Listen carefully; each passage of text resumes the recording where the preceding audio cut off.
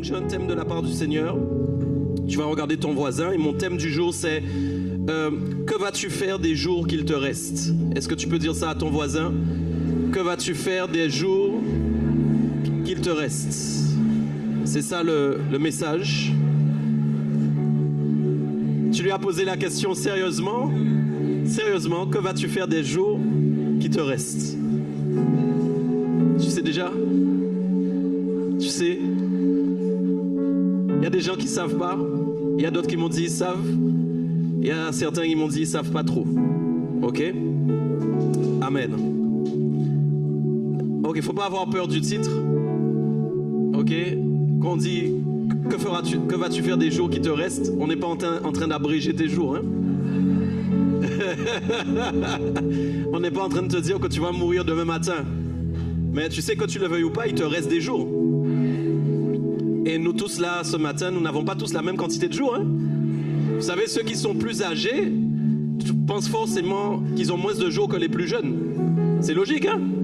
Ok? Donc, nous n'avons pas tous la même espérance de longévité. C'est vrai? Nous n'avons pas tous la même espérance de longévité. Je ne peux pas avoir la même espérance de longévité qu'un jeune de 20 ans. Ce serait illogique. Ok? Parce que Dieu n'est pas pour que les jeunes meurent tôt. Hein? Ce n'est pas le plan de Dieu qu'un jeune meure à 20 ans. Ce n'est pas le plan de Dieu qu'un jeune meure à 25 ans. Donc, vous voyez, tous les jeunes qui partent tôt, c'est vraiment des destinées, en fin de compte, qui sont interrompues à cause de certaines réclamations et aussi à cause de la désobéissance. C'est la désobéissance qui attire malheureusement la mort plus tôt. Le plus souvent, en tout cas, en général. Il y a des choses mystérieuses que nous ne connaissons pas, qui appartiennent à Dieu seul. Mais on va dire que dans la globalité ou dans la généralité, on n'est pas appelé à mourir jeune. Amen. Donc au contraire, je déclare sur vous que vous vivrez longtemps et que Dieu rallonge vos jours, ok, et vous permette vraiment d'aller au bout de votre mission. Cette question, elle est importante. Que vas-tu faire des jours qu'il te reste? Parce qu'elle entre pleinement dans la vision de cette année 2026 où le Seigneur a déclaré que c'est la folie du Seigneur. Autrement dit, Dieu ne veut pas que tu abordes les jours et les temps de la même façon et de la même manière. Le Seigneur n'est pas pour que tu perdes du temps, en fait. Le vrai problème, il est là, c'est de savoir en fin de compte que tout est fait finalement pour nous faire perdre du temps. Tout est fait en réalité pour que nous ne puissions pas optimiser le temps et que là où nous aurions pu effectivement faire des choses pour Dieu, nous soyons pleinement en train de faire autre chose. Donc ma prière, avant même d'entrer dans ce message, c'est que vraiment vous puissiez, cette année en 2026, optimiser vos jours pour le Seigneur. Et que vous puissiez faire avec exactitude et précision ce que Dieu vous appelle à faire réellement. Qu'aucun esprit de retard, qu'aucun esprit, en fin de compte, de découragement, qu'aucun esprit de défaite, qu'aucun esprit de peur ne puisse en fait vous empêcher d'utiliser le temps comme Dieu veut que vous l'utilisiez. Ok, c'est ça aussi que votre ennemi va faire. Vous empêcher d'utiliser votre temps correctement, vous empêcher de manifester les desseins de Dieu correctement. Ok, je vais aller d'abord aujourd'hui dans 2 Rois chapitre 20 versets 1 à 11 pour établir ce message. 2 Rois chapitre 20 versets 1 à 11. Voilà, j'espère que vous avez vos Bibles et que nous puissions prendre ce texte ensemble. 2 Rois chapitre 20 versets 1 à 11. Je vais lire. En ce temps-là, Ézéchias fut malade à la mort. Le prophète Ésaïe, fils d'Amo, vint auprès de lui et lui dit: Ainsi parle l'Éternel, donne tes ordres à ta maison, car tu vas mourir, et tu ne vivras plus. Ézéchias tourna son visage contre le mur et fit cette prière à l'Éternel. Ô Éternel, souviens-toi que j'ai marché devant ta face avec fidélité et intégrité de cœur, et que j'ai fait ce qui est bien à tes yeux. Et Ézéchias répandit d'abondantes larmes. Ésaïe, qui était sorti, n'était pas encore dans la cour du milieu, lorsque la parole de l'Éternel lui fut adressée en ces termes: Retourne et dis à Ézéchias, chef de mon peuple, ainsi parle l'Éternel, le Dieu de David, ton père. J'ai entendu ta prière, j'ai vu tes larmes. Voici, je te guérirai. Le 3e jour, tu monteras à la maison de l'Éternel. J'ajouterai à tes jours 15 années. Je te délivrerai 3 et 7 villes de la main du roi d'Assyrie. Je protégerai cette ville à cause de moi et à cause de David, mon serviteur. Ésaïe dit, prenez une masse de figues. On l'a pris et on l'appliqua sur l'ulcère. Et Ézéchias guérit. Ézéchias avait dit à Ésaïe, à quel signe connaîtrai-je que l'Éternel me guérira et que je monterai le 3e jour à la maison de l'Éternel? Et Ésaïe dit, voici de la part de l'Éternel le signe auquel tu connaîtras que l'Éternel accomplira la parole qu'il a prononcée. L'ombre avancera-t-elle de 10 degrés ou reculera-t-elle de 10 degrés? Ézéchias répondit, c'est peu de choses que l'ombre avance de 10 degrés, mais plutôt qu'elle recule de 10 degrés. Alors Ésaïe, le prophète, invoqua l'Éternel, qui fit reculer l'ombre de 10 degrés sur les degrés d'Akaz où elle était descendue. Père de gloire, je te prie ce matin dans le nom de Jésus-Christ, que ta parole se manifeste avec puissance et autorité, qu'aucune sorte d'opposition ne puisse se manifester, mais que Père, cette parole soit créatrice, qu'elle crée en nous, Père, une vérité profonde et qu'elle crée en nous un zèle pour travailler pour ton royaume.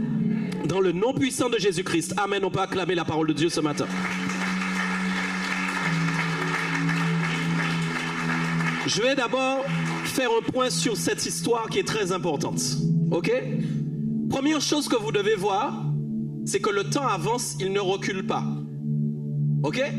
Que vous le vouliez ou non, vous n'avez aucune technique ni aucune capacité de pouvoir faire reculer le temps.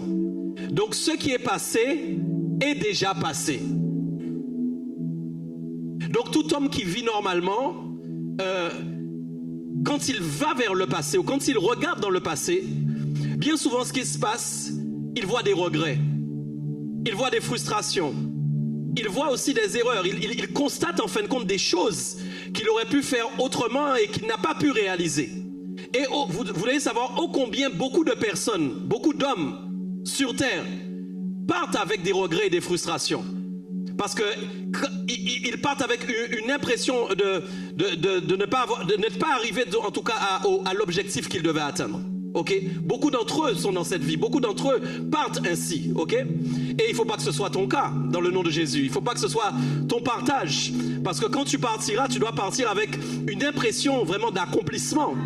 Il faut que le tout accompli soit manifesté dans ta vie pour que quand tu t'en ailles demain, que tu aies 95, 98 ans ou 100 ans, que tu partes avec vraiment une pensée que tu es totalement accompli, que tu as accompli en fin de compte ta mission et ton œuvre. Ok?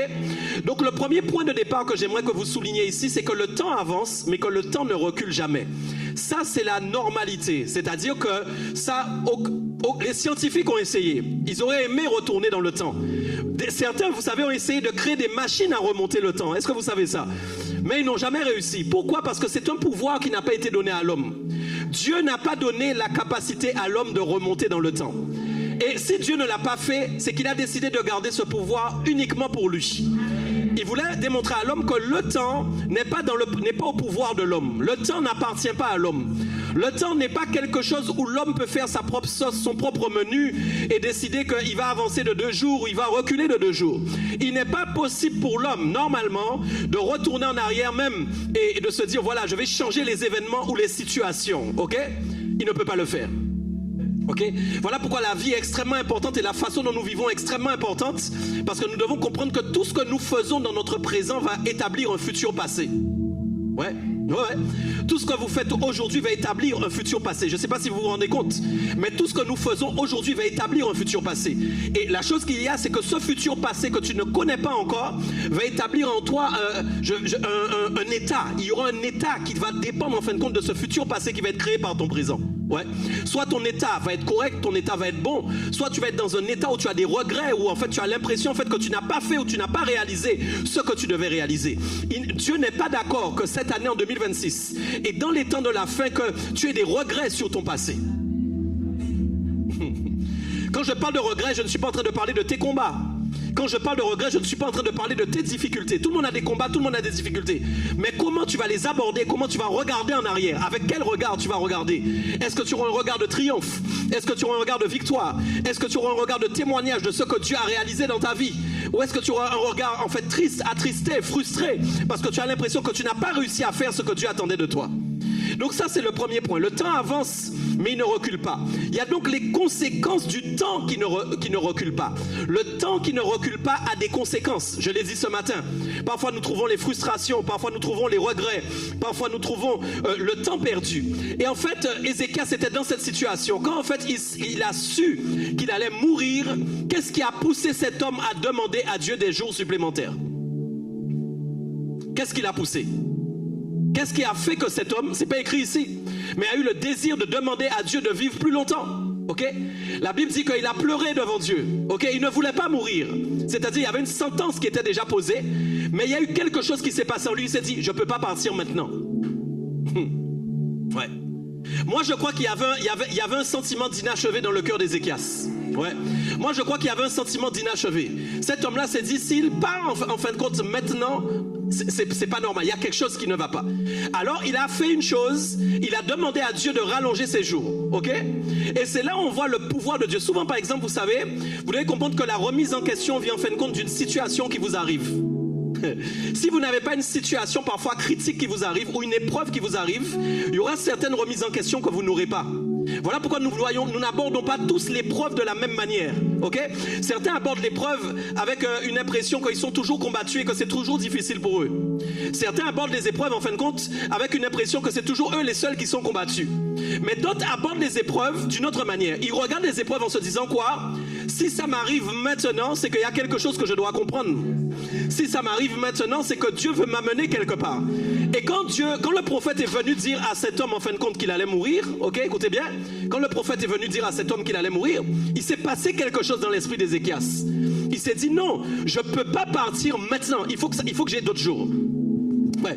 Donc c'est l'épreuve qui a poussé cet homme à une remise en question, et c'est l'épreuve qui a poussé cet homme à faire une prière de foi. La Bible dit qu'il a eu des larmes abondantes pour demander à Dieu de le délivrer et de le guérir. Et ne voilà-t-il pas que Dieu va faire une chose? Et c'est là où on voit que Dieu a la capacité de jouer sur le temps en nous guérissant.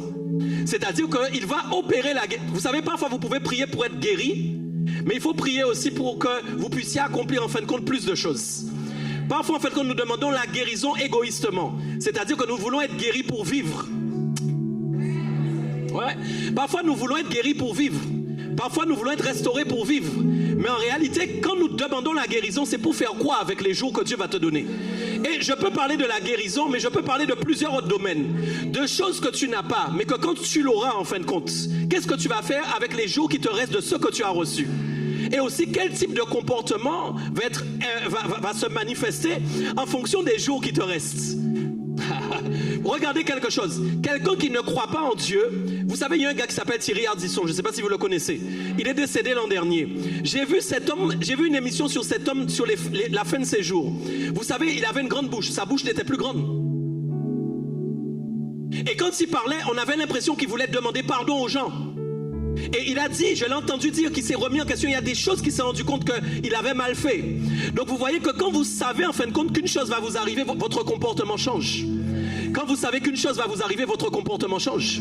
Le problème, c'est que quand le comportement change en fonction de l'événement qui va arriver et qu'on nous dit, on nous dit qu'il y a un événement qui va arriver, on sait qu'il y a quelque chose qui va arriver, ce n'est pas normal que notre comportement change à ce moment-là. Ouais. Ce n'est pas normal en fin de compte que notre désir de changer change quand nous avons une épreuve. Ce n'est pas normal que nous ayons envie d'avoir un autre comportement quand une épreuve nous arrive. Voilà pourquoi beaucoup de gens sur terre sont hypocrites. C'est quand ils ont des problèmes qu'ils cherchent Dieu. C'est quand ils ont des difficultés qu'ils veulent prier plus que jamais. Non, mais en fait c'est de l'hypocrisie en réalité. Dieu est en train de mettre le doigt simplement dans des failles qu'il y a dans ta vie. Il est en train de dire en fait la façon dont tu utilises tes jours n'est pas correcte. Et c'est seulement quand tu as de la pression que tu utilises les jours différemment. Regardez bien, normalement quand tu es en bonne santé, là tu peux aller siroter, est-ce qu'on est d'accord? Tu peux faire ce que tu veux, ok? Vous savez, même si vous n'avez pas d'argent, quand vous avez la santé, vous pouvez faire quand même ce que vous voulez. Vous pouvez aller dans des lieux gratuits et profiter. Vous pouvez aller à la plage, vous pouvez aller à la rivière, vous pouvez manger un sandwich saucisse et morue à 5 € avec un jus d'orange, vous avez passé une belle journée. Est-ce qu'on est d'accord? Pourquoi? Parce que vous avez la santé. C'est pas parce que vous n'avez pas l'argent. Ah. C'est pas parce que vous n'avez pas l'argent que vous passez des mauvaises journées, c'est faux. Ce qui vous permet en fin de compte de passer des bonnes journées, c'est la santé. Ouais, c'est la santé qui vous... Non, regardez, aujourd'hui il y a plein d'absents, on m'a dit il y a plein de malades. Regardez, ils sont pas là. Il y a plein qui ne sont pas là parce qu'ils sont malades aujourd'hui. Ah, tu n'es pas là. Tu vois que quand tu es malade, tu ne peux pas faire ce que tu veux. Et là, ils sont en train de rater une bénédiction. Parce qu'en fin de... la maladie, en fin de compte, percute ta bénédiction. En fin de compte, je prends la maladie, mais il y a d'autres exemples. Mon message n'est pas la maladie. Je veux que vous compreniez, c'est l'exemple que je prends. Mais ce que je dis, la maladie, là, elle percute ta bénédiction. Elle t'empêche de prendre ta bénédiction. Pendant que toi, tu es en train de recevoir. D'autres sont couchés avec mal de gorge, avec mal au ventre ou je ne sais pas quoi. Est-ce que tu comprends ce que je dis? Mais ils ne sont pas en train de recevoir ce que toi, tu es en train de recevoir maintenant. Ah. Ouais. Donc, ça touche vraiment intimement à la valeur de la vie. Et la priorité, en fin de compte, des jours. Qu'est-ce que réellement je fais de mes jours? Comment en fin de compte je vais utiliser réellement mes jours? Ézéchias, c'est ce qui s'est passé. En fin de compte, Dieu lui a donné 15 ans en plus. Mes amis, quand on te donne 15 ans en plus, alors que tu dois normalement mourir, c'est une grâce. C'est une grâce. Ah, c'est une grâce. C'est-à-dire que normalement, tu es tellement gracié que normalement, la vie doit complètement changer. Ton état d'esprit doit changer totalement par rapport à la vie. Tu ne peux pas en fait voir la vie dans le même angle de vue. Sinon, si la façon dont tu vois la vie reste intacte, identique, ça veut dire en fin de compte que tu oublies vite ce qui t'est arrivé. Voilà. Et voilà le vrai problème que nous avons, c'est que nous oublions vite par quoi nous sommes passés pour apprendre quelque chose et nous oublions ce que nous avons appris parce que nous oublions vite ce que Dieu a fait. Ouais. Alors qu'en réalité, je dois retenir ce que Dieu a fait. Quand je retiens ce que Dieu a fait et ce par quoi je suis passé, je peux dire tout est grâce. C'est la grâce qui m'a sorti de là. Et comme j'ai conscience que c'est la grâce, alors comme je suis gracié, je prends soin des jours d'une autre façon.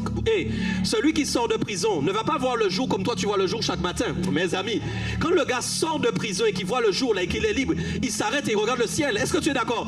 Toi tu t'arrêtes pas pour regarder le ciel. Parce que pour toi le ciel est banal. Ah mais non, mais pour toi le ciel c'est banal, la mer c'est banal, ça t'entoure. Tu comprends, pour toi c'est pas important en fait le ciel. Mais quelqu'un qui est enfermé dans un cachot dans le noir, qui fait 15 ans de prison et qui sort, lui en fait il voit les jours d'une autre manière. Il pense en fait à tous les jours qu'il a perdu, qu'il aurait pu regarder le ciel et qu'il n'a pas pu le faire. Alors que nous l'avons là et nous l'observons même pas. Pourquoi? Parce que nous n'avons pas assez conscience des jours. Quelqu'un avec moi ou pas? De comment je prends soin des jours. Ok? Comment finalement je vais optimiser mes journées? Amen. Il y a une chose que je veux vous dire sur le temps. Le Seigneur nous a appris que les temps sont difficiles. Donc ce sont des temps avec des événements difficiles. Donc plus que jamais qu'auparavant, le temps a plus de valeur qu'avant. Ah, mes amis, plus les temps sont durs, plus le temps a de la valeur. Ouais, plus il y a de la difficulté, plus il y a des souffrances, plus il y a des épreuves, plus le temps a de la valeur. Pourquoi? Parce qu'en fait on cherche un petit bout de temps où on peut être en paix. Tu comprends ça? Plus en fin de compte la douleur, plus en fin de compte les difficultés mangent sur le temps, toi tu dois chercher du temps où tu as de la paix. Ouais. Tu dois chercher du temps en fin de compte que tu peux optimiser dans la présence de Dieu. Ok? Parce qu'on a déjà pris beaucoup de ton temps. Est-ce qu'on est toujours ok? Voilà pourquoi Ephésiens 5 verset 15 dit quelque chose. Rachetez le temps car les jours sont mauvais. Ok? Rachetez le temps car les jours sont mauvais. Pourquoi? Parce que le temps peut être mal utilisé. Ça c'est une chose qu'il faut noter. Ton temps peut être mal utilisé. Ton temps peut ne pas être optimisé. Quand Dieu a dit que c'est l'année de la folie de Dieu, ça veut dire quoi? En fin de compte, pour faire des choses folles pour Dieu, il faut lui donner du temps. Ah mais comment en fin de compte tu vas faire des choses folles si tu n'as pas de temps à offrir à Dieu? Et la question, je vais vous dire quelque chose. Ce n'est pas quand vous allez au culte, vous ne donnez pas du temps à Dieu. Hein?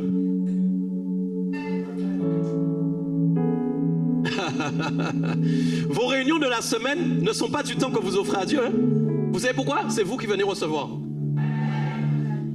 Hein? Peut-être il y en a qui servent, c'est vrai, mais la plupart d'entre nous, vous êtes en train de recevoir ce matin. Donc en fait c'est pour vous que c'est bénéfique. Est-ce qu'on est d'accord? C'est vous qui recevez de la part de Dieu quelque chose ce matin. Est-ce qu'on est ok? C'est vrai, non? Mais le temps que j'offre à Dieu, c'est quoi? C'est ce que moi j'ai à lui offrir. C'est-à-dire ce que moi j'ai à lui donner. Est-ce que tu es avec moi un peu? Donc ça veut dire qu'est-ce que dans ma semaine en fin de compte j'ai à offrir à Dieu? Comment en fait je vais entrer dans la folie de Dieu? Comment je vais faire des choses folles pour Dieu si déjà j'ai pas de temps? Comment Dieu peut me donner une invitation à faire une chose folle pour lui alors que j'ai jamais le temps? Ah non. Tu vois, vous regardez bien notre langage. Vous voulez que je vous dise 90% du langage de notre langage aujourd'hui? C'est j'ai pas le temps. Mais non, tu n'as pas dit amen sur ça. Non. 90% de notre langage, c'est j'ai pas le temps. Écoutez, que quiconque se lève là et me dise oui, moi j'ai plein de temps, c'est bizarre. À moins que tu ne travailles pas encore. Est-ce qu'on est OK? À moins que pour l'instant tu ne bosses pas, tu es là chez toi, je ne sais pas. Mais même là encore, tu dois chercher du travail normalement. Est-ce qu'on est d'accord? La plupart des gens disent qu'ils n'ont pas le temps.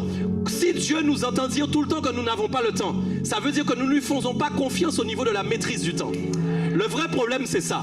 Le problème, c'est que quand je dis que je n'ai pas le temps, c'est que je ne fais pas confiance à Dieu sur la maîtrise de mon temps. Parce qu'en réalité, Dieu peut maîtriser notre temps. Oh oui, Dieu peut maîtriser notre temps. Nous ne pouvons pas dire nous voulons lui offrir des choses, mais nous ne lui offrons pas notre temps. C'est quoi offrir son temps? Ça veut dire laisser à Dieu la capacité de planifier notre temps comme il veut. Ok, et je vais vous dire, il y a des miracles temporels. Dieu va établir des miracles temporels, du surnaturel dans le temporel. C'est ce que je suis venu te dire ce matin. Parce que c'est ce qu'il a vécu, ok? Il s'est passé quelque chose avec le cadran d'Akaz. Et le cadran d'Akaz, en fait, c'est la preuve, en fin de compte, que Dieu gouverne le temps. C'est la preuve que Dieu gouverne ton temps. C'est la preuve que Dieu peut gouverner ton temps. C'est la preuve que Dieu peut faire un miracle dans ton temps. Le cadran d'Akaz, en fait, c'était une horloge qui était sur des degrés. Les degrés, c'était quoi? C'était des escaliers. Essayez d'imaginer un peu dans votre esprit. Nous n'avons pas d'écran, mais il y a plusieurs marches d'escalier. Il y en avait au moins 10, puisqu'on parle des 10 degrés d'Akaz. Ils ne comptaient pas l'heure comme nous comptons l'heure aujourd'hui avec 12 heures. Est-ce qu'on est d'accord? Eux, ils étaient à peu près à 10. Donc ça veut dire que quand une heure probablement ne correspondait pas à une heure pour nous aujourd'hui. Ça va? Vous comprenez toujours? Mais on parle de 10 degrés d'Akaz, c'est-à-dire de 10 marches d'escalier. Et qu'est-ce qui se passe? Plus le soleil avance, qu'est-ce qui se passe? Il y a de l'ombre en fin de compte, qui progresse en fait sur les marches d'escalier. Et c'est ce qui leur permettait de savoir que quand ils étaient, par exemple, l'ombre était à la 5e marche, on était déjà au moins à la moitié de la journée. Est-ce que tout le monde me suit toujours? OK? C'est OK? Donc quand en fait il a demandé un miracle, j'ai aimé ce que le prophète a dit. Il lui a dit en fin de compte, il avait besoin d'une guérison.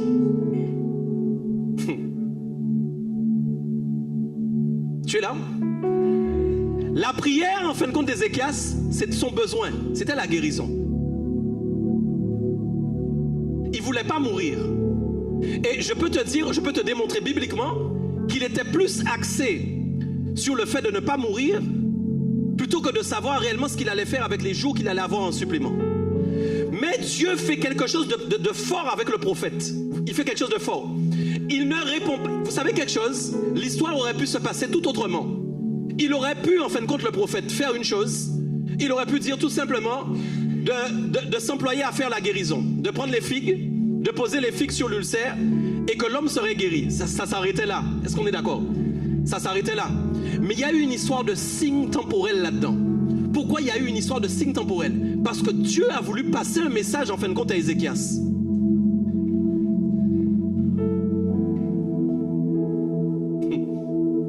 Dieu a voulu lui passer un message. Il a voulu lui dire, en fait, le problème, te guérir, c'est rien pour moi. Te guérir, enlever la mort, arracher la mort de ta vie, c'est rien pour moi. Te restaurer, c'est rien pour moi. Ce qui compte, en fait, dans ta demande et par rapport à la réponse que je vais t'offrir, c'est de savoir ce que tu vas faire avec les jours supplémentaires que je vais te donner. Alors Dieu va faire une action surnaturelle qu'il peut faire encore dans ta vie aujourd'hui. Beaucoup de gens, en fin de compte, pensent que le soleil s'est arrêté. Je ne crois pas que ce soit ça. Je ne crois pas que Dieu soit allé toucher aux astres. Il peut toucher aux astres, mais je ne crois pas que ce soit ça qui se soit passé. Vous savez quoi? Il s'est passé quelque chose dans une superficie, dans un périmètre. C'est le mot que je cherchais. Il s'est passé quelque chose dans un périmètre. Un périmètre, en fin de compte, où l'horloge était présente. Et regardez bien quelque chose. Quand le prophète parle, il dit maintenant, demande en fin de compte que l'heure avance de 10. J'aime beaucoup la réponse, en fin de compte, de ce que Ézéchias va dire. Il va dire, non, ça c'est trop facile. Pourtant, c'est pas facile de faire avancer le temps. Mais vous devez comprendre la logique et la pensée. Il est plus facile de prévoir de faire quelque chose de bien dans le futur que de faire quelque chose de bien dans le passé. Qui peut se lever maintenant et dire je vais faire quelque chose de bien dans le passé? Qui peut se lever maintenant et me dire maintenant, pasteur, je vais faire quelque chose de super dans le passé? Moi, je vais rigoler. Je vais dire mais tu es qui toi? Mais par contre, dans le futur, tu peux me dire je peux me préparer pour faire quelque chose de bien. J'ai un entretien d'embauche mercredi à 10h. Je vais me préparer, je vais me mettre devant le miroir, je vais parler, je vais me tester, je vais lire, je vais me préparer. Je sais que je vais réussir cet entretien. Pourquoi? Parce qu'il est dans le futur. Mais l'entretien que tu n'as pas réussi la semaine dernière, est-ce que tu peux te lever et me dire je vais à cet entretien et je vais réussir? Donc en fin de compte, la réponse d'Ézéchias était logique. Il a dit, c'est plus facile d'aller dans le futur que d'aller dans le passé. Donc j'ai besoin de voir en fin de compte ce que Dieu est capable de faire au niveau du temps. Ce n'est pas que Dieu a arrêté le soleil, mais Dieu va manifester de manière surnaturelle un changement dans la temporalité de cette personne.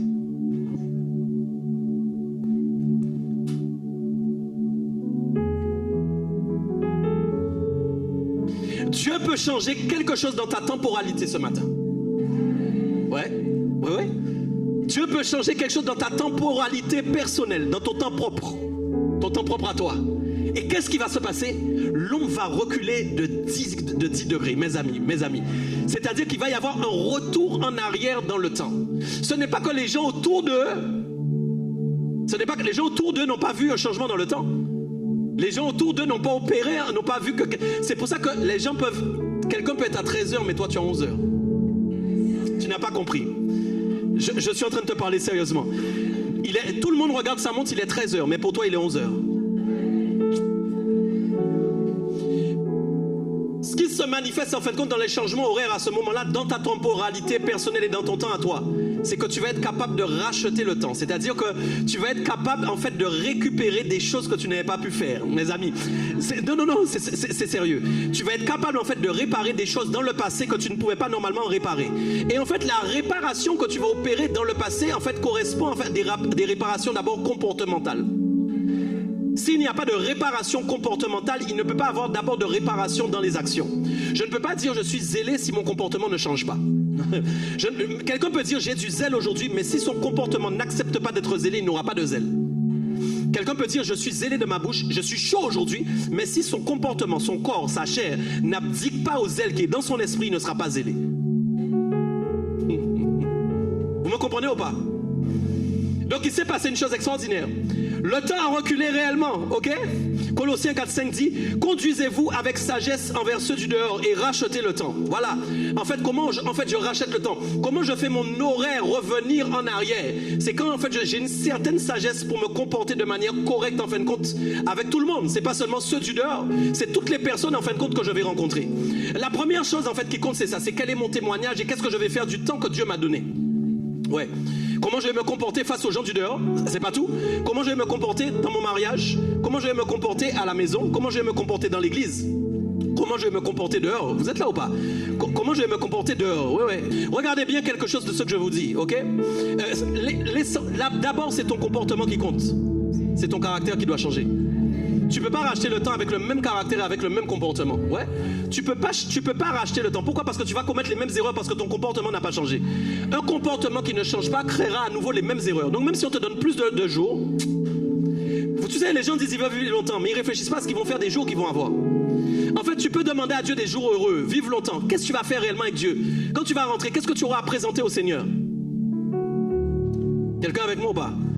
Ok, ta sagesse te permet de racheter le temps, donc ok, on est ok. Romains 13, versets 11 à 14 nous dit quelque chose encore. Cela importe d'autant plus que vous savez dans quel temps nous sommes. Est-ce que vous avez conscience de savoir dans quel temps vous êtes?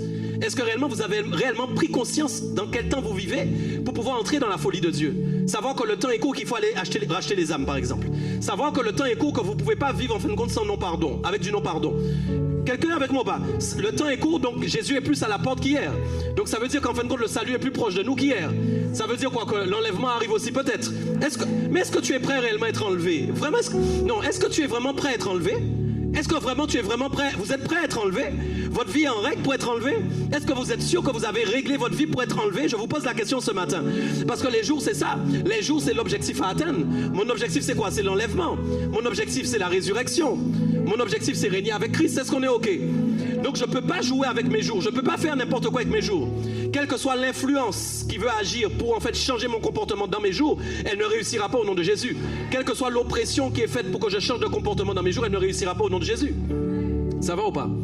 C'est l'heure de vous réveiller en fin du sommeil. Voilà un gros problème aussi. Quand on dort, en fin de compte, on n'optimise pas son temps. Quand on est endormi spirituellement, on ne fait pas ce que Dieu attend de nous.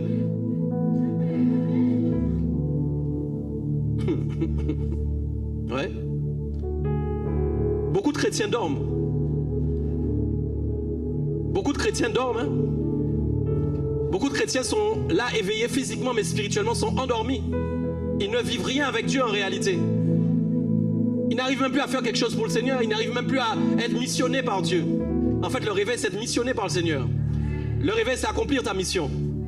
Si tu ne fais rien pour le Seigneur, c'est qu'il y a un problème. Ok? C'est l'heure de vous réveiller en fin du sommeil, car maintenant le salut est plus près de vous que lorsque nous avons cru. La nuit est avancée, le jour approche. Vous êtes là ou pas? Dépouillons-nous donc des œuvres des ténèbres et revêtons les armes de la lumière. Voilà le problème, c'est que les gens en fin de compte sont en train de dormir. Ils n'ont pas revêtu les armes de la lumière pour combattre au nom puissant de Jésus. Ils n'ont pas revêtu les armes de la lumière pour accomplir la mission qui leur incombe. Est-ce que vous comprenez? Ils dorment en fait, et c'est du temps qu'on perd. En fait, quand ton temps, il est utile quand tu commences à manifester la lumière autour de toi. Et quand tu as pris tes vêtements, que tu les as mis sur toi et que tu commences à manifester la lumière autour de toi, c'est là que ton temps est optimisé. Ton temps n'est pas optimisé quand tu dors. Quand tu dors, c'est que tu ne t'es pas habillé. Quand tu dors, c'est que tu ne t'es pas préparé spirituellement. Quand tu dors, c'est que tu n'as pas prié. Quand tu dors, c'est que tu n'as pas intercédé. Une question que tu dois te poser, est-ce que tu pries plus à l'église que chez toi?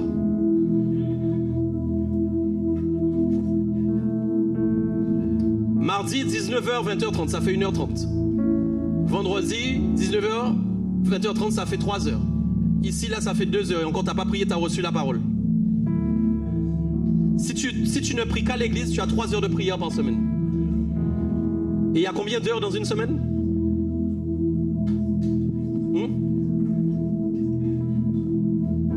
Beaucoup de gens dorment, ils n'ont pas de vie spirituelle. Vous n'avez pas de vie spirituelle. Vous n'avez pas de vie spirituelle. Pourtant, vous faites plein de choses dans les journées, mais vous n'avez pas de vie spirituelle. Vous ne parlez même pas à Dieu dans votre esprit. Vous ne parlez même pas à Dieu dans votre esprit. Je l'ai dit, la Bible dit faites en tout temps toutes sortes de prières et de supplications. C'est-à-dire que moi, personnellement, c'est pas parce que je suis pas tout le temps kato, keta, kalacha, kalabasso, mais je parle constamment au Seigneur, je parle à Dieu. Ok? Nous étions en voiture, nous prions dans la voiture. C'est pas le problème. Tu peux être dehors, tu pries. Quel que soit l'endroit où tu es, tu pries. En fait, tu dois avoir une vie de prière. Le problème, c'est ça, c'est que les gens vivent des choses. En fait, on les incorpore dans quelque chose. On vous incruste dans quelque chose. On vous incruste dans une réunion de prière, on vous incruste dans un temps de culte, on vous incruste dans quelque chose. Mais après, il n'y a rien. Et tout le temps est donné au travail, tout le temps est donné au salaire, tout le temps est donné au loisir, tout le temps est donné aux difficultés, aux problématiques. Et on voudrait que les problèmes se règlent, on voudrait que les difficultés se règlent. Alors qu'en fait, nous n'avons aucune vie spirituelle. Notre vie spirituelle, nous ne vivons rien.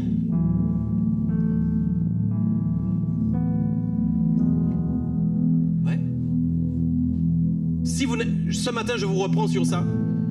Si vous priez qu'à l'église, vous n'êtes pas des chrétiens.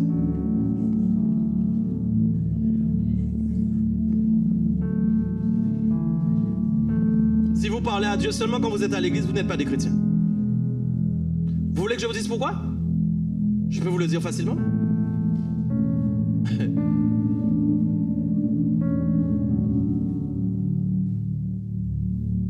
Vous savez pourquoi? Parce qu'un chrétien, il porte le royaume partout où il est. Il n'est pas au royaume quand il est à l'église. Il n'appartient pas au royaume quand il est à l'église. Est-ce qu'on est d'accord? Mais partout où vous êtes, vous appartenez au royaume. Est-ce qu'on est toujours OK? Mais il y a une chose qu'il faut faire d'abord, c'est qu'il faut se dépouiller des œuvres des ténèbres. Tu imagines quand par exemple ton temps passe dans quelque chose qui appartient aux ténèbres. Ouais. Je sais pas qu'est-ce que tu fais quand tu n'es pas à l'église. On te voit là, mais quand tu n'es pas à l'église, je sais pas ce que tu fais. Je sais pas. Tu imagines quand ton temps a été utilisé pour des œuvres des ténèbres. Ça peut être des choses liées à la débauche. Je ne vais pas te choquer trop ton cœur ce matin. Mais il y a des choses que peut-être certains d'entre vous faites, vous perdez du temps. Du temps qui aurait pu être dans la prière. C'est en train de regarder la télé. Ok? Ça ne veut pas dire que tu n'as pas le droit de regarder la télé. Mais ça veut dire en fait, quelle valeur a mon temps et qu'est-ce que j'offre à mon temps? Le plus. Il dit dépouille-toi des œuvres des ténèbres pour pouvoir revêtir les armes de la lumière. Donc on est endormi quand on fait quoi? Vous savez quand est-ce qu'on est endormi? C'est quand on utilise son temps pour les œuvres des ténèbres. Et là on est quelqu'un qui dort spirituellement. Tu dois avoir une rage cette année. Tu dois avoir une colère cette année. De ne plus laisser le diable manger ton temps. avec des choses dont tu es esclave. La Bible dit on est esclave de ce qui a triomphé de nous. Peut-être il y a quelque chose dans ta vie qui a triomphé de toi. Peut-être c'est des séries. Peut-être c'est des choses qu'il ne faut pas regarder. Peut-être c'est des choses qu'il ne faut pas écouter. Peut-être c'est des discussions qu'il ne faut pas avoir. Mais il y a quelque chose dont tu dois te dépouiller pour revêtir les armes de la lumière. On est ensemble? Il dit marchons honnêtement en plein jour, comme en plein jour, loin des excès de l'ivrognerie, de la luxure, de l'impudicité, des querelles et des jalousies. Il a cité les choses. Mais revêtez-vous du Seigneur Jésus-Christ et n'ayez pas soin de la chair pour en satisfaire les convoitises. Donc tout ça c'est le temps. Je peux aller encore avec vous ou pas?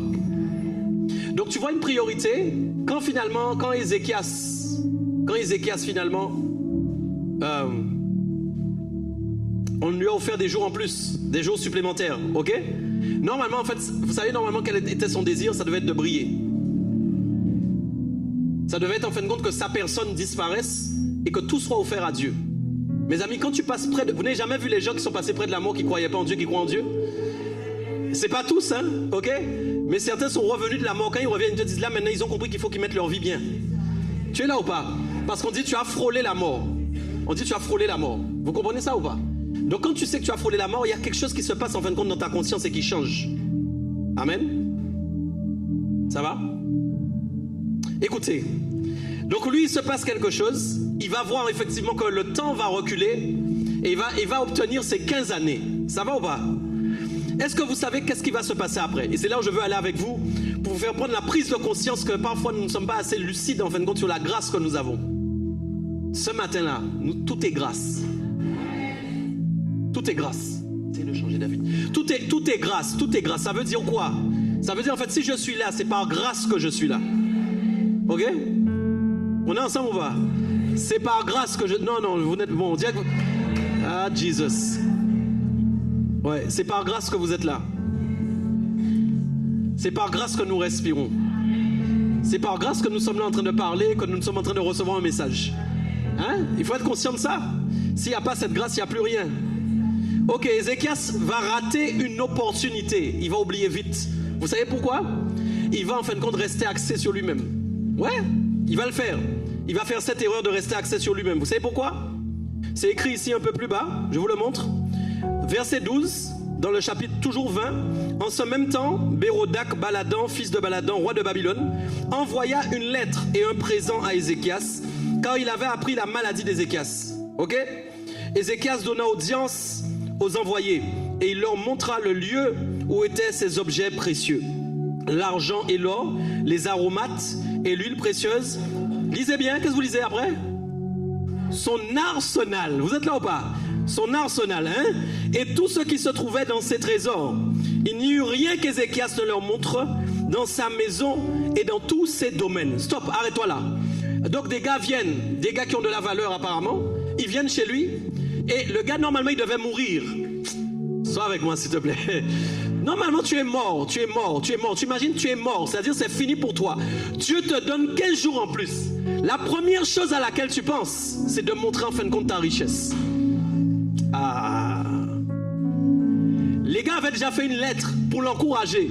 On nous a dit que tu es en train de mourir. Je ne sais pas si vous êtes... Soyez avec moi s'il vous plaît. Il reçoit un courrier, on lui envoie le courrier. On sait que tu es en train de mourir, on t'encourage. Et puis le gars, il vit un miracle.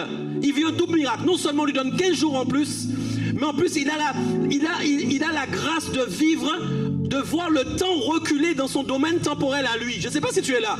Normalement, il est impacté par le miracle de Dieu. Et qu'est-ce qu'il fait? Quand les gars arrivent, il leur dit, je vais vous raconter mon histoire. Il aurait dû leur dire, je vais vous raconter mon histoire. Dieu m'a guéri, Dieu m'a ajouté 15 jours. J'ai vu le temps reculer de 10 heures. Waouh. Je l'ai vu de mes yeux. C'était peut-être des non-chrétiens, est-ce qu'on est d'accord? Mais ils sont impactés par son témoignage. Le test en fait des jours, c'est ça. C'est qu'est-ce que tu vas faire des jours qu'il te reste? Est-ce qu'en fait tu vas devenir un témoignage vivant de ce que Dieu a fait dans ta vie? Ou est-ce qu'en fait tu vas rester axé sur toi, ton ego et ton moi? Le problème c'est ça. C'est que souvent nous disons Amen, mais nous sommes centralisés sur nous, nous sommes centrés sur nous. Nous sommes parfois même égocentriques. Ouais. Et au lieu de témoigner de ce que Dieu a fait, nous témoignons juste de qui nous sommes. Je ne sais pas si tu as compris mon... Non. Il y a une différence entre témoigner de ce que Dieu a fait et de témoigner de qui je suis. quelqu'un riche peut avoir été enrichi par Dieu et présenter sa richesse sans présenter Dieu. Oh, s'il te plaît, s'il te plaît, s'il te plaît. Pourtant, il est chrétien comme toi, il est chrétien comme moi. Souvent, nous nous sommes présentés, nous. C'est ça le problème. Et c'est le problème de cette génération. C'est le problème que nous voyons aujourd'hui. L'Église veut se présenter, elle. On n'a pas demandé à l'Église de se présenter. On a demandé à l'Église de présenter ce que Dieu a fait pour elle. Pas de se présenter, elle. Si nous nous présentons, nous, avec nos caméras, avec nos visuels, avec nos enseignes, et qu'on attire les gens juste pour ça, ils ne seront pas impactés par la présence de Dieu. Mais si on leur témoigne de ce que Dieu a fait dans notre vie, oh my God, alors là, à ce moment-là, tout change, tout change. Et c'est la subtilité du diable. Il a rendu l'Église égocentrique. Il a rendu les chrétiens égocentriques. Ils sont axés sur eux. Et même quand Dieu fait quelque chose, ils ne présentent pas ce que Dieu a fait. Ils se présentent eux. Ils ne démontrent rien.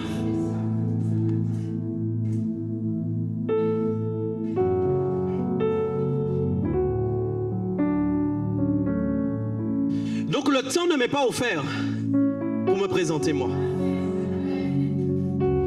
Le temps ne m'est pas offert pour me présenter. Tu comprends? Le temps, il m'est offert pour présenter Christ. Il m'est offert pour présenter la grâce qui m'a été donnée. Il m'est offert pour démontrer au Seigneur, waouh, voilà ce que Jésus a fait dans ma vie. Voilà ce que Dieu a fait dans ta vie, Vincent. Voilà ce que Dieu a fait dans la vie des frères et des sœurs. Voilà ce que le Seigneur a fait dans notre vie. Vous êtes là ou pas? Qu'est-ce que Dieu a fait dans ta vie? Est-ce que tu peux me raconter ce que le Seigneur a fait dans ta vie? Est-ce que tu peux me raconter ce que Dieu fait dans ta vie? Est-ce que tu peux me présenter Jésus? Est-ce que tu peux me le présenter ce matin? Est-ce que tu peux me présenter? Parfois les chrétiens n'arrivent même pas à présenter Jésus. Ils se présentent eux. Mais ils ne présentent pas Jésus. Ils n'arrivent pas à présenter Christ. Mais c'est plus facile de se présenter soi. Mais ils ne présentent pas Christ.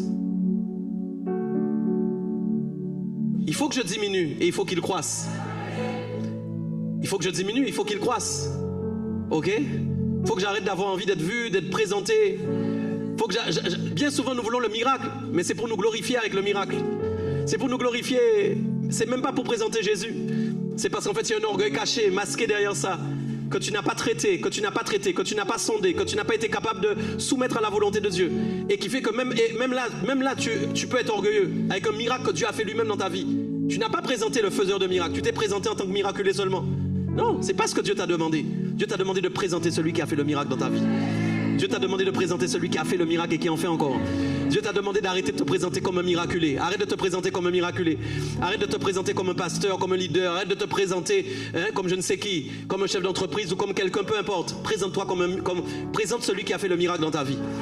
Présente celui qui te donne chaque jour l'argent, l'or et l'argent. Présente celui qui te donne la santé chaque jour.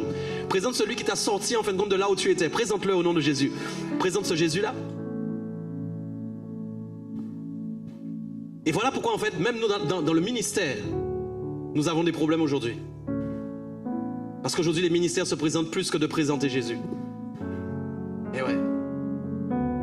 Et nous on ne veut pas se présenter. On ne veut pas se présenter. On ne veut pas se présenter. Ok? Parfois c'est bien aussi de faire une affiche où ta tête n'est pas dessus. Ça m'est arrivé de le faire. Je peux encore le refaire. Pourquoi? Parce que ce n'est pas moi que je veux présenter. C'est le Seigneur Jésus que je veux présenter. Ok? C'est lui qu'on doit présenter. Amen. Ok. Les derniers points que je veux faire avec vous ce matin, qui sont très importants. Rappelez-vous toujours qu'il est plus simple de prendre de l'avance sur une situation plutôt que de récupérer le temps perdu dans une situation. Ne l'oubliez pas. Vous êtes là? Comprenez que le temps est très important. Si vous êtes aujourd'hui présentement, vous pouvez racheter le temps en faisant des bonnes actions. Mais gloire à Dieu, vous pouvez même reculer dans le temps, votre temps personnel à vous, sur le plan comportemental, en allant en fait réparer ce que vous avez fait. Allô, allô, est-ce que quelqu'un m'a entendu? Allô, quelqu'un m'entend ici? Il y a des réparations à faire. Ouais, des réparations qui étaient des dégâts qui ont été commis dans le passé, et je dois réparer ce qui a été fait dans le passé. Et c'est comme ça que je rachète le temps. Parce qu'en fait, quand je répare ce que j'ai fait, mon présent et mon futur sont impactés par mes réparations. Et quand mon présent et mon futur sont impactés par mes réparations, c'est tout mon futur qui va être béni dans le nom de Jésus. Et même il peut y avoir une accélération dans le temps pour moi. Ouais, je peux même des choses que j'avais perdues, je peux les récupérer. Tu es là avec moi, même des choses en fin de compte que le temps avait voulu grignoter, maintenant je peux les récupérer. Parce qu'en fait, quand tout est grâce, Dieu a la maîtrise de ton temps, oui. Ok? Il ne se repent pas ni des dons, ni de l'appel qu'il t'a donné. Non, jamais. Mais tu peux réparer les choses. Je veux que vous ayez un esprit de réparateur. Je veux que vous ayez cet esprit, ok? Amen. En fait, en réalité, Ézéchias avait demandé une grâce de pouvoir faire autrement les choses, de réparer le passé malencontreusement brisé. Il a raté une opportunité. Vous savez ce qui s'est passé après? Il a perdu la bénédiction. Ah, vous voulez que je vous lise? Les amis, Dieu ne joue pas avec votre temps. Si vous ne conscientisez pas ce matin, c'est qu'il y a un problème. En fait, vous voulez être béni? Vous voyez, les chrétiens, c'est ça le problème. Le chrétien, il veut des promesses de Dieu et des bénédictions sans faire ce qui déclenche les bénédictions. ça c'est souvent ça le problème. Les gens se disent, Dieu a dit qu'il va donner. Mais vous savez, c'est pas comme ça que ça fonctionne. C'est pas parce que vous priez beaucoup, là-bas c'était que bénis-moi que vous allez être béni. J'ai dit, vous devez avoir une vie de prière, une vie spirituelle. Mais la chose qu'il y a un respect à avoir. Et on doit respecter le temps. Ah. Tu essaies d'imaginer que quand tu arrives au ciel, Dieu te montre un autre film de ta vie. Dieu te dit, assieds-toi. Il prend une chaise et il te dit, assieds-toi. Ok? Ok? Il met la chaise et il vous assoit et il regarde en fin de compte ce que vous auriez fait normalement si vous aviez optimisé votre temps. Moi, je ne veux pas que ça m'arrive au nom de Jésus. Non. J'ai même pas entendu ton amen. Mais mes amis, mais ça, je veux pas que ça m'arrive. Quand je dois arriver, même s'il y a eu des combats, même s'il y a eu des difficultés, je veux qu'ils me disent, tu as accompli. Tu as accompli tout ce que tu devais faire. Tu as respecté ton temps. Tu as respecté ton temps sur terre. Tu as respecté le temps qui t'était offert. Et le respect, ça c'est important parce que souvent nous ne respectons pas le temps. Vous savez, comme nous ne respectons pas... Vous allez me dire, mais non, mais ça veut dire quoi? Je peux vous dire, si je ne respecte pas le temps, ça veut dire quoi?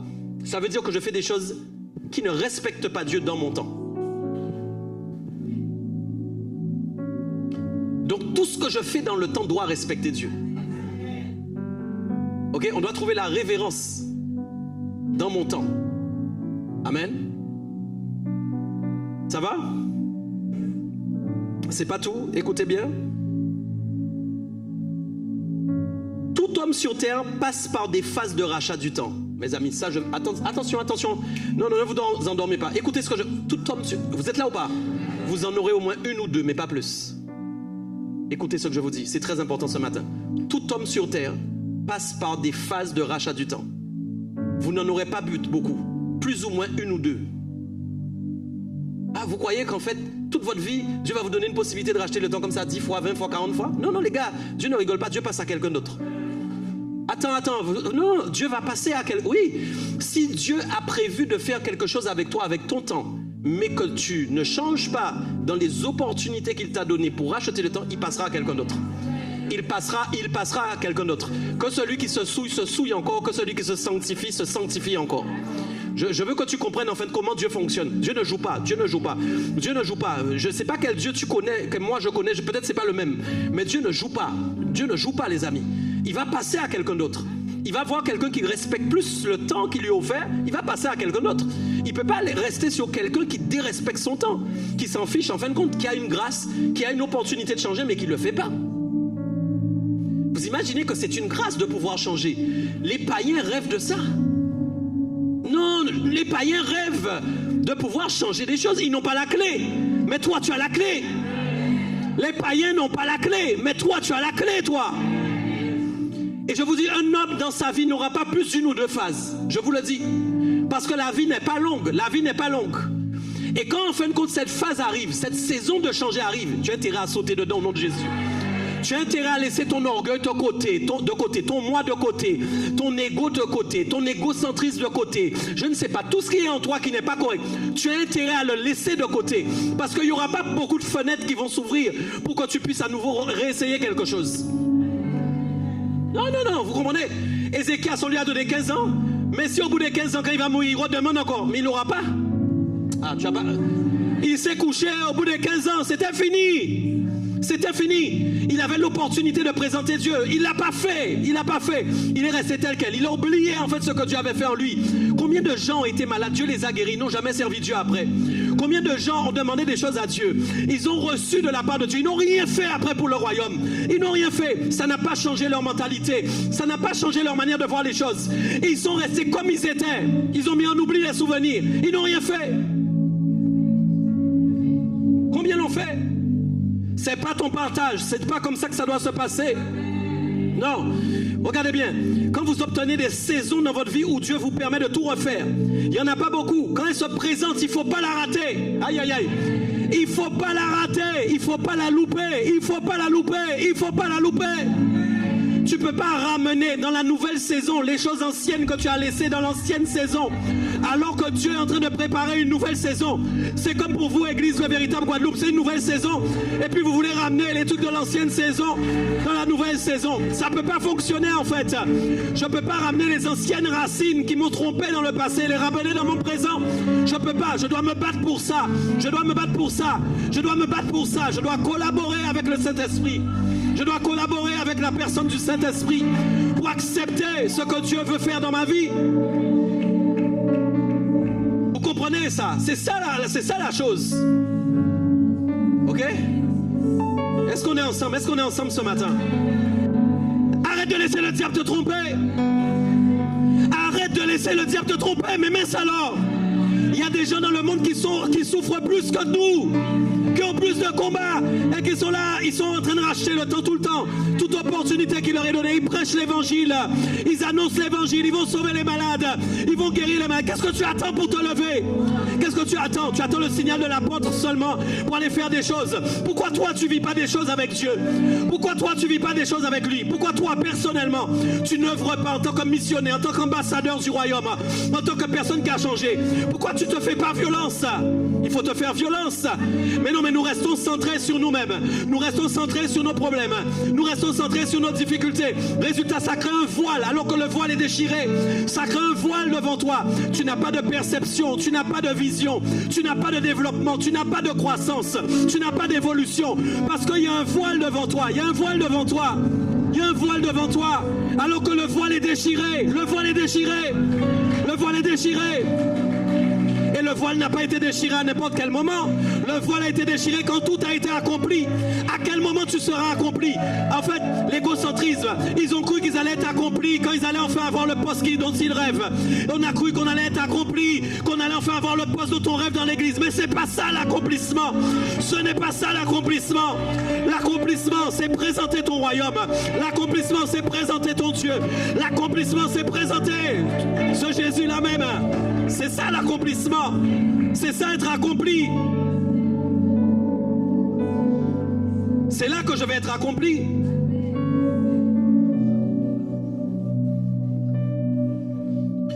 Amen. Ézéchias rate une opportunité, il l'oublie vite. Au lieu de présenter son témoignage, il présente ses richesses pour faire valoir sa grande et puissante position.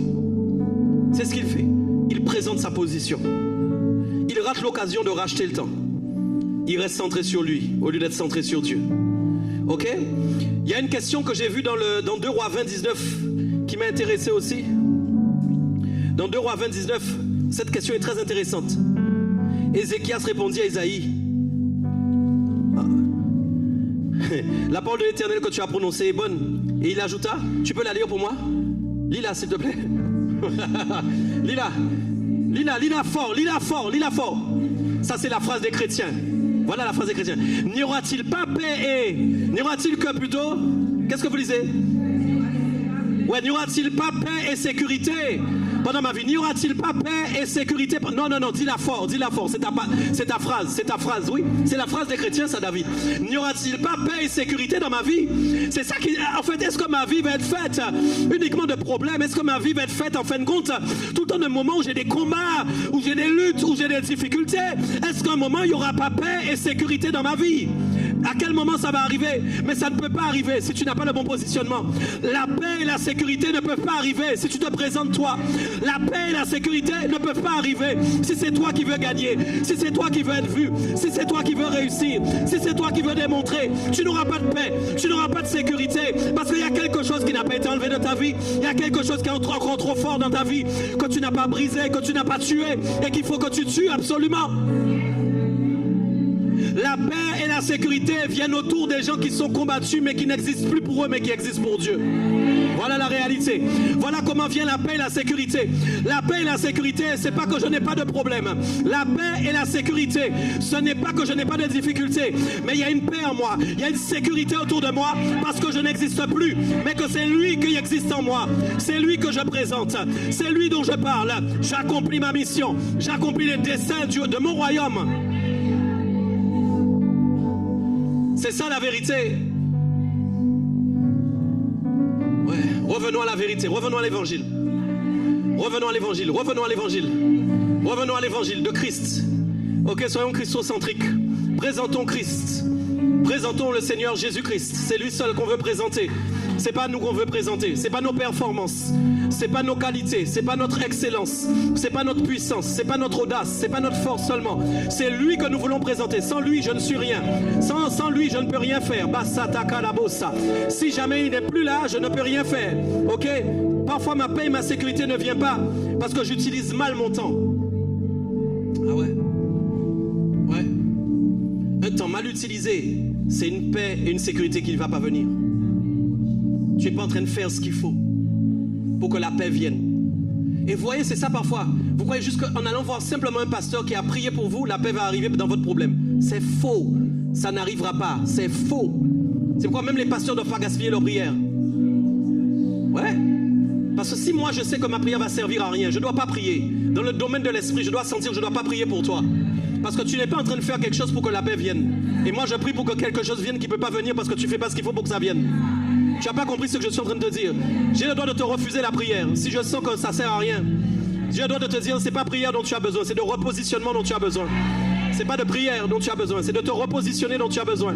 Tu comprends ça? Si tu ne comprends pas ça, tu es fâché, mais c'est pas grave. Parce que tu dois comprendre que c'est pas du béni oui oui, c'est pas ça, c'est pas oui oui oui oui. Et puis ils prient et puis ils pensent qu'ils vont recevoir ce qu'ils ont demandé. Ils ne peuvent rien recevoir. Parce que tu fais pas ce qu'il faut. Ton temps doit être utile pour le Seigneur, pour le royaume. Ok?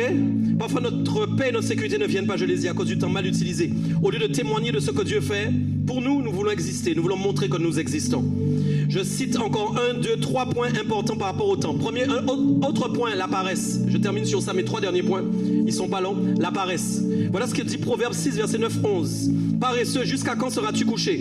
Quand te lèveras-tu de ton sommeil? Un peu de sommeil, un peu d'assoupissement, un peu croiser les mains pour dormir. Et la pauvreté te surprendra comme un rôdeur, et la disette comme un homme en armes. Il y a des chrétiens qui ont un problème de paresse. Ils sont paresseux. Tu dois briser ça au nom puissant de Jésus. La paresse, ça bouffe ton temps. J'imagine, au lieu que tu sois dans l'action en train de déposer des CV, au lieu, en fait, je ne comprends pas les gens qui ne travaillent pas mais qui cherchent jamais de travail. Il y a des gens, ils ne travaillent pas mais ils cherchent jamais de travail.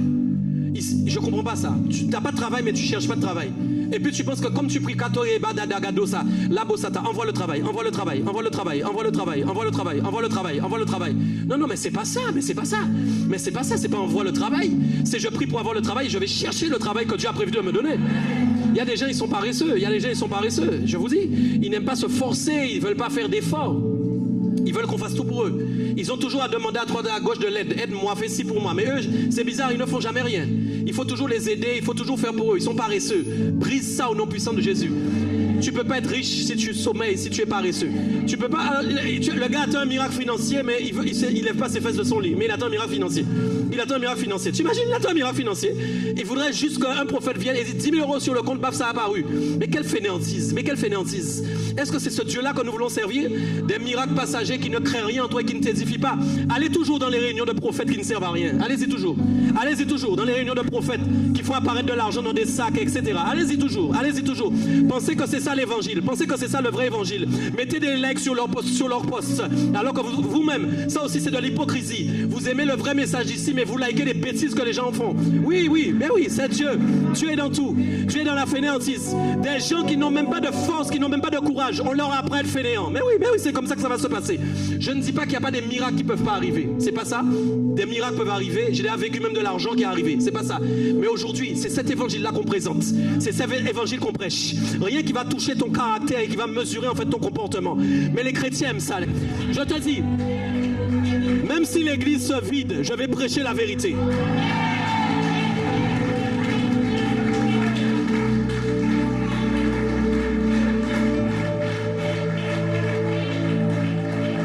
trop de bêtises. Il y a trop de bêtises. Et le problème, c'est que c'est à la mode. C'est à la mode. Et quand on prêche la vérité, les gens maintenant n'acceptent pas. Ils sont fâchés. Ils sont fâchés avec la vérité. Ils sont fâchés avec la vérité. Ils sont fâchés. Combien j'ai vu des gens aller courir, la guérison était là. Et puis bizarrement, 10 jours après, la guérison n'est plus là. Elle n'est plus là. Il vient prier encore. Le gars est déjà parti loin. Et puis les offrandes, ça commence à 10, à 5 000, à 10 000, à 15 000, à 40 000. Dans l'espérance de quoi? De recevoir plus d'argent. My God, mon Dieu, quelle hérésie vraiment.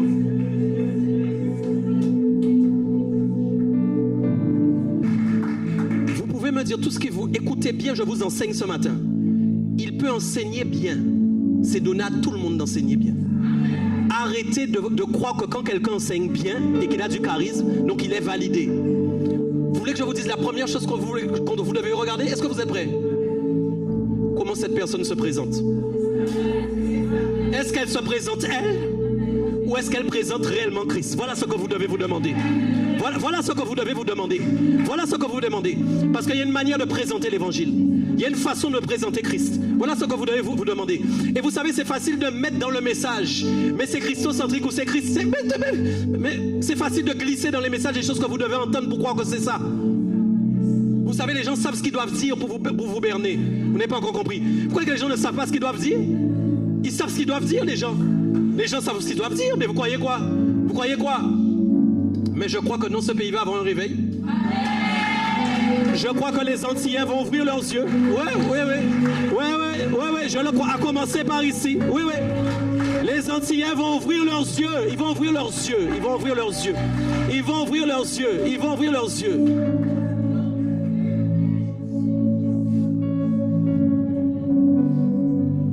Je vous donne une règle. S'il y a une conférence que vous ne me voyez pas, n'allez pas. Je vous dis, vous êtes mon troupeau, je suis votre berger. Vous êtes mes brebis, mon pâturage. Si tu dois aller à une conférence, je vais te dire on y va. Si je ne te dis rien, un conseil, n'y va pas. Arrêtez de m'envoyer des messages, est-ce que je peux aller?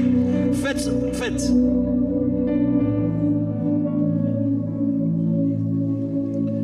Troisième point, la religiosité. Ça te fait perdre du temps.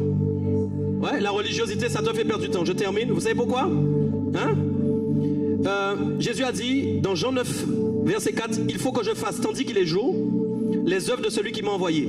La nuit vient où personne ne peut travailler. Pendant que je suis dans le monde, je suis la lumière du monde. » Vous savez c'est quoi la religiosité? C'est quand on dit qu'on est la lumière mais qu'on ne travaille pas. Allô. Tu peux noter. Vous savez c'est quoi la religiosité? C'est quand on dit qu'on est la lumière mais qu'on ne travaille pas. Ça ne sert à rien de dire que tu es la lumière si tu n'utilises pas la lumière. Ça ne sert à rien. Ça ne sert à rien. Nous sommes la lumière du monde. Nous sommes la lumière du monde. Et tu ne travailles pas avec la lumière.